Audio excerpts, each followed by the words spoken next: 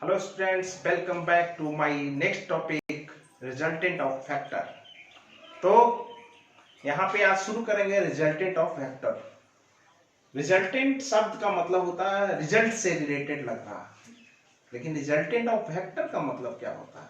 तो सबसे पहले हम कुछ एग्जांपल समझेंगे और उसके बाद हम इसको पूरी कंसेप्ट को हम ये करेंगे।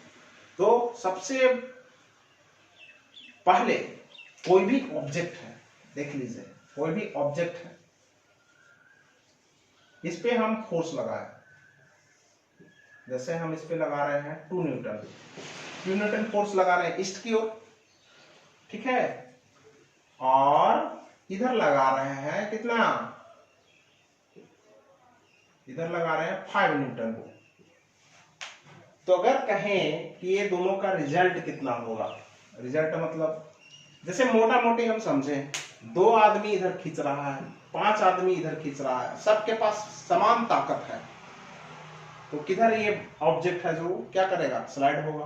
तो ऑब्वियसली है इधर। क्यों?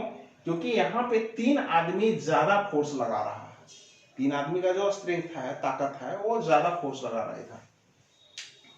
दूसरी चीजें हैं कि हम इसको समझ सकते हैं नॉर्मली कि इसका जो रिजल्ट होगा वह कैसा होगा, कहीं ना कहीं इस तरह से होगा। यह जो ऑब्जेक्ट है वह 3 न्यूटन से यह इधर क्या होगा, पुल किया जाएगा, खींचा जाएगा। तो यहां पे क्या है कि 2 फोर्स है, 2 फोर्स ना लगा करके हम एक ही फोर्स लगाते, क्या दिक्कत था। तो 2 फोर्स के बदले एक फोर्स है जिसका इफेक्ट सेम है। और देखिए जैसे कोई व्यक्ति वो इस ऑब्जेक्ट पे 2 न्यूटन, 3 न्यूटन और इधर है 3 न्यूटन, मतलब 3 फोर्स लगा रहा है, F1, F2 और ये F3। देख लीजिए 2 न्यूटन, 3 न्यूटन और 3 न्यूटन, 3 फोर्स लगा रहा है। कितने फोर्स है? 3 फोर्स है। ऑब्जेक्ट क्या होगा, अब देखा जाए तो ये 3 2 5, 5 10 में से 5 गया 5, मतलब जो अफेक्ट होगा, और बी है, दूसरा व्यक्ति जो है बी है, वह क्या होगा, सेम मात्र 5 न्यूटन फोर्स इधर लगा रहा है, एक ही फोर्स लगा रहा है, एक ही फोर्स लगा रहा है इधर वेस्ट की ओर, कितना, 5 न्यूटन। अब कहें कि ए और बी में किसका इफेक्ट ज्यादा होगा या किसका कम होगा, या दोनों का बराबर होगा। 3 चीज है, या तो सेम होगा या तो अनइक्वल होगा। तो अगर देखा जाए तो 3 2 5, 5 10 में से 5 गया 5, दोनों का इफेक्ट क्या होगा, सेम होगा। तो हम इतने सारे फोर्स क्यों लगाए, तो हम इसको कह सकते हैं कि बहुत सारे फोर्स के बदले एक सिंगल फोर्स जिसका इफेक्ट यहाँ पे क्या हो रहा है, सेम हो रहा है, बराबर हो रहा है। तो बहुत सारे वेक्टर के बदले एक सिंगल वेक्टर जिसका अफेक्ट सेम है, तो वह एक सिंगल वेक्टर बहुत सारे वेक्टर का रिजल्टेंट कहलाता है। ठीक है, क्या कहलाता है, रिजल्टेंट कहलाता है। और जिस तरह से हम रिजल्टेंट निकालते हैं उसका क्या प्रोसीजर है, तो सबसे पहले इसका मतलब क्या हुआ, यहां एक जो है F1, F2 और F3 का क्या है, रिजल्टेंट है। तो रिजल्टेंट का मतलब क्या हुआ, और हम लिखते हैं इसको कैसे, तो F किसका किसका रिजल्टेंट है, F1 का, F2 का और F3 का। क्लियर है? हमने ऐसा तो नहीं ना किया कि तीनों का रिजल्टेंट है तो 3 2 5 और 10 15, 2 3 5 और 10 15, ऐसा तो नहीं हमने किया। तो यहाँ पे क्या है, रिजल्ट की बात आई तो ऐसे हम अगर ऐड करते हैं नॉर्मली तो आता है 15 और रिजल्टेंट कितना हो रहा है 5। यहाँ कुछ ना कुछ तो रूल बदल गया, जिसके कारण हमने क्या किया, रिजल्टेंट को कैलकुलेट किया। तो सबसे पहली बात की सही बात है कि यहाँ पे रिजल्टेंट जो है वो एक स्पेसिफिक रूल है, कुछ ना कुछ चीजें तो हो रहा है यहाँ पे, तो स्पेसिफिक रूल से हम ऐड करते हैं वेक्टर्स को। तो यहाँ पे ए अगर ऐसे लिखा है तो इसका ये मतलब नहीं है कि ये तीनों को हम ऐड कर देंगे नॉर्मली अलजेब्रिकली, नहीं। यहाँ पे वेक्टर सम है कि F1, F2 और F3 तीन फोर्स है जिसका रिजल्टेंट फोर्स F है, ठीक है, समझ आ रही बात। तो यहाँ पे जो 2 न्यूटन और 3 न्यूटन है वो मैग्नीट्यूड है, डायरेक्शन किधर है, ईस्ट में है, ये किधर है, वेस्ट में है, समझ आ रही है बात। तो यहाँ पे हम पढ़ेंगे resultant of vector.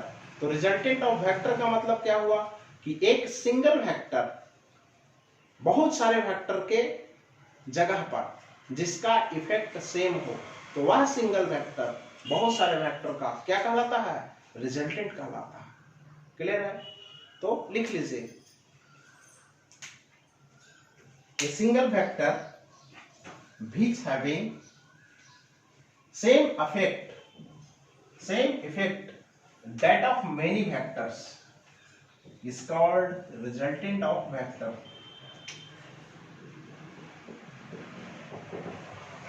A single vector which having same effect that of many vector is called, then single vector is called resultant of all vector। जितने भी वेक्टर हैं वहां पे एक सिंगल वेक्टर को या अकेले वेक्टर को हम क्या कहेंगे, हम क्या कहेंगे, रिजल्टेंट वेक्टर कहेंगे। तो वहां पे F क्या था, रिजल्टेंट वेक्टर था, और F1, F2, F3 सब इंडिविजुअल वेक्टर थे, और F1, F2 और F3 का जो रिजल्टेंट है वह F था। अब इसको हम और समझते हैं। तो सबसे पहली बात की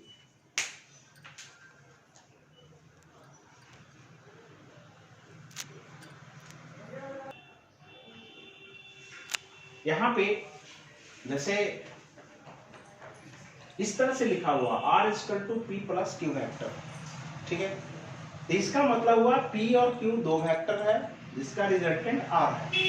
इस तरह से लिखा हुआ तो इसका मतलब F1, F2, F3 और F4 चार वेक्टर हैं, और भी हो सकते हैं, जिसका रिजल्टेंट F है। यहाँ पे A, B और C तीन वेक्टर है जिसका रिजल्टेंट R है। क्लियर है? इससे मतलब दो वेक्टर का सेम इफेक्ट होगा जो R का होगा, मतलब ये और इसका इफेक्ट सेम होगा। उसी प्रकार से ये अकेले वेक्टर का बहुत सारे ये सब वेक्टर के इफेक्ट्स के बराबर होगा। अब एक टॉपिक है कि हम रिजल्टेंट कैसे निकालते हैं किसी वेक्टर का। बहुत सारे वेक्टर हैं या कितने वेक्टर हैं उस पर आधारित हम क्वेश्चंस को करेंगे। रिजल्टेंट कैसे निकालेंगे, तो सबसे पहली बात है रिजल्टेंट ऑफ ए वेक्टर।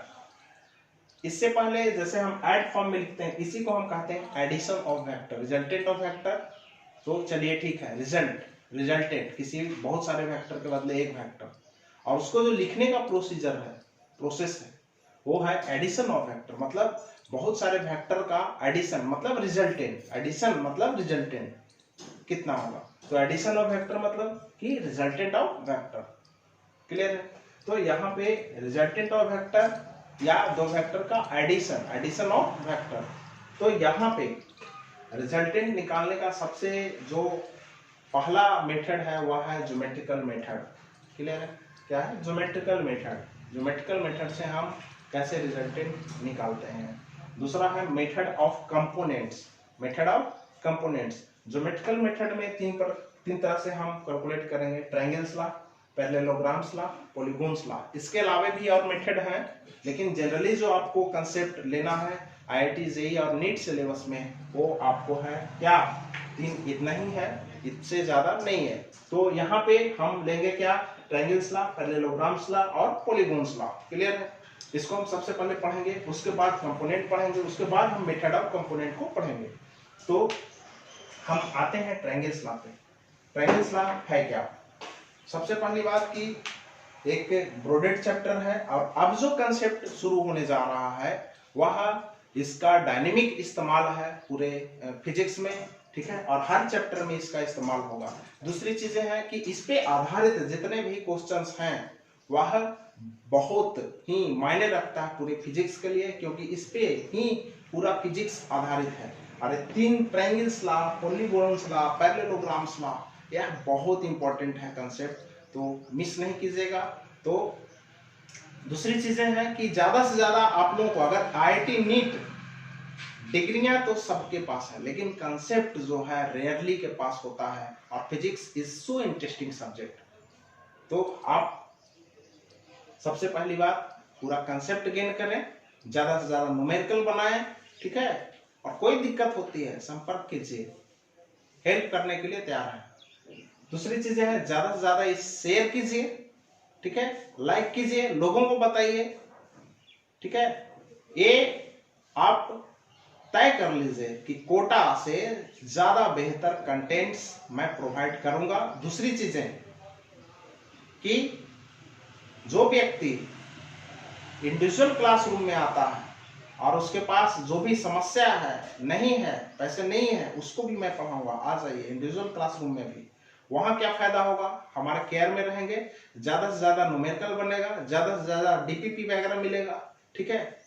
तो हम उस टॉपिक के लिए छोड़ देते हैं अगले वीडियो लेक्चर के लिए। तो अभी ट्रायंगल्स लॉ, पैरेललोग्राम्स लॉ, क्योंकि वह जो टॉपिक है वह बहुत कंसेप्चुअल है और अलग तरह का है, तो उस पे आधारित भी क्वेश्चन होगा, तो वीडियो बहुत लार्ज हो जाएगी। तो बने रहें आदर्श के साथ ब्रेक के बाद में।